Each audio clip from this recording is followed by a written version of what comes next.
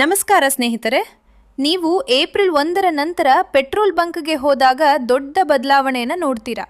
ಅದುವೇ E20 petrol. ಈ ಪೆಟ್ರೋಲ್ನಿಂದ ನಿಮ್ಮ ಗಾಡಿ ಹಾಳಾಗುತ್ತಾ ಅಥವಾ ಮೈಲೇಜ್ ಕಡಿಮೆ ಆಗುತ್ತಾ? ನಿಮ್ಮ ಹಳೆಯ ಗಾಡಿಗಳಿಗೆ ಇದು ಸೇಫ್ ಆಗಿದೆಯೇ? ಇವತ್ತಿನ ವಿಡಿಯೋದಲ್ಲಿ ಸಂಪೂರ್ಣ ಮಾಹಿತಿ ತಿಳಿಸ್ಕೊಡ್ತೀನಿ. E20 ಪೆಟ್ರೋಲ್ ಅಂದರೆ ಏನು? E20 ಅಂದರೆ 20% ಎಥೆನಾಲ್ ಮತ್ತು 80% ಪೆಟ್ರೋಲ್. ಎಥೆನಾಲನ್ನು ಕಬ್ಬು ಮತ್ತು ಜೋಳದಿಂದ ತಯಾರಿಸಲಾಗುತ್ತದೆ.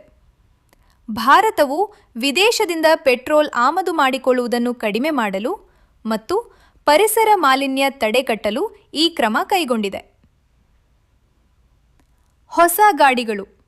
ನೀವು 2023ರ ಏಪ್ರಿಲ್ ನಂತರ ಗಾಡಿ ಖರೀದಿಸಿದ್ದರೆ ನಿಮ್ಮ ಗಾಡಿ E20 ಇಂಧನಕ್ಕೆ ತಯಾರಾಗಿದೆ. ಯಾವುದೇ ಚಿಂತೆ ಬೇಡ.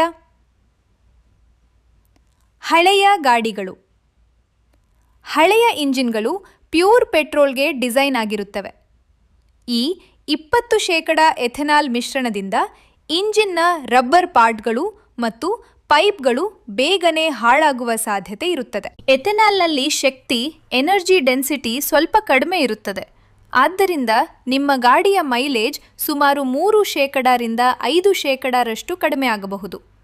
ಆದರೆ ಸರ್ಕಾರವು 95 ಆಕ್ಟೇನ್ ಗುಣಮಟ್ಟದ ಪೆಟ್ರೋಲ್ ನೀಡುತ್ತಿರುವುದರಿಂದ ಇಂಜಿನ್ನ ಸ್ಮೂತ್ನೆಸ್ ಚೆನ್ನಾಗಿರುತ್ತದೆ. ನಿಮ್ಮ ಗಾಡಿಯ ಪೆಟ್ರೋಲ್ ಟ್ಯಾಂಕ್ ಕ್ಯಾಪ್ ಮೇಲೆ E20 ಅಂತ ಬರೆದಿದೆಯೇ ಎಂದು ಚೆಕ್ ಮಾಡಿ.